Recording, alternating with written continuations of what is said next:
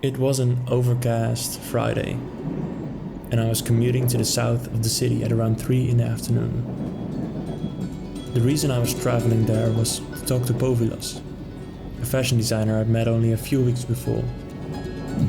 Back then, he had asked me to be a model for his collection. It had this knitted top and it had some buttons where your nipples are located. And it was out of my comfort zone for sure. But wearing one of his pieces, it wasn't just like wearing any garment, textile or fabric. Apart from that, wearing this piece was like wearing a part of a feeling I hadn't felt in a long time.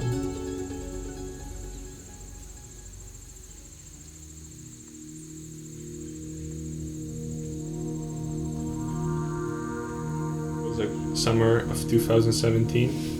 I was volunteering at the music festival in Belgium called Pop, and then our task was just fill in other volunteer tasks if they're absent. Mm-hmm. The one shift was just refilling the toilet paper, because in the festivals they have these kind of this tents where you can get toilet paper, but like it's on rolls. You have to come and get how much toilet paper you need. You can't take the whole roll. So just kind of this very boring task, and then I don't know if it was that day, but most of the days were like that, just very boring for 6 hours. But then afterwards I would go to the festival just alone, kind of try to experience it. And then at the one small tent, there was Denzel Curry participating.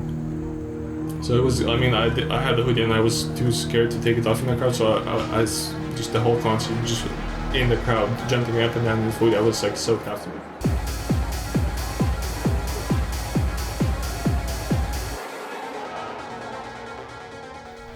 And especially when you compare it like to the 6 hours sitting in a toilet paper, you can imagine. And I was like, what the fuck just happened?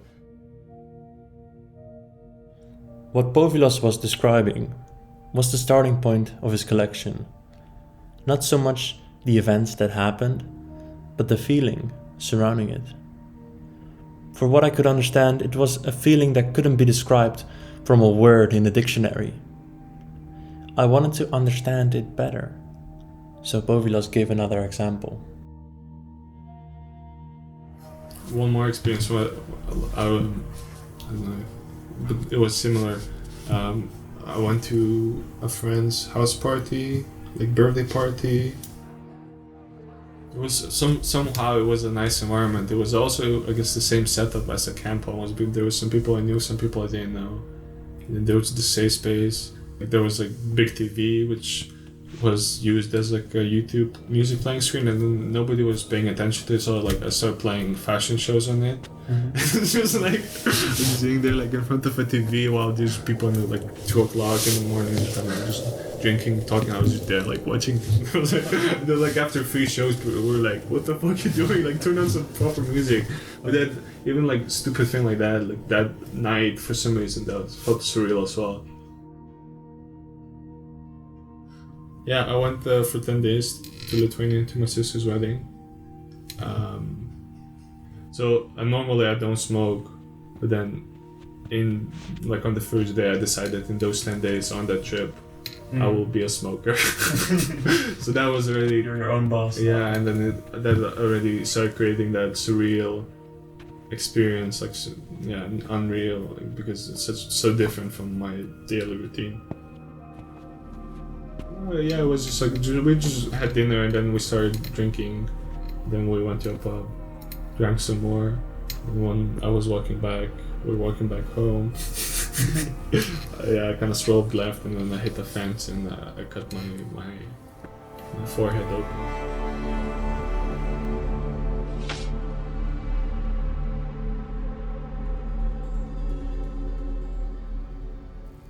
I was bleeding heavily, but I was intoxicated, so I thought it was gonna be fine. And then I went to the hospital and they stitched it, and then I had this bandage on top of my head for like the remaining 8 days. Maybe I was more conscious of that it was happening, or maybe because of the previous 2 experiences, or even more. Like I was more conscious and I was leaning into it more right from the way. So I was like, just consciously not worrying at all and just embracing it and being fuck yeah.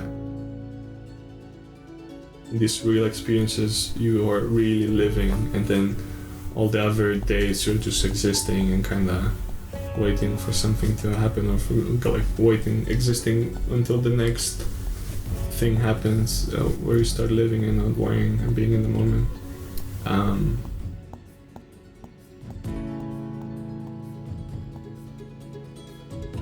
Where a long experience, waiting in line for example, is met by a short and concentrated memory of it, a rich experience, which feels like it goes by fast, a fun day with friends for example, is met by a full and long memory of it.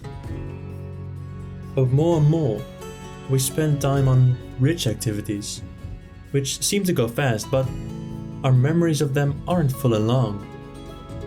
They're empty and short. Yesterday I watched TV, I scrolled on Facebook, TikTok. These aren't lively. You're just existing. Existing until the next thing happens. And if our lives are collections of memories, by shortening our perceived time, we spend less time living.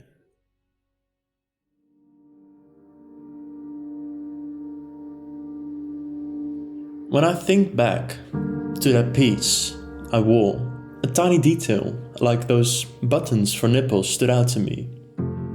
Povilas clothing allowed me to show vulnerability, a nakedness, something you don't see usually, but still you're protected and safe inside this warm and knitted top, and you can show the world, look, this is me. But you're still comfortable and safe. Safe from the world, but more so safe from yourself. Safe from that mask you and we all put up sometimes. How experiences like that summer camp allow us to act like somebody we're not. In those moments, we give our brains a permission to allow us to be an actor of our true self. In that metro back home, I realized why I wanted to make art. It should make you feel alive, and if it doesn't, I'm afraid we'll lose it.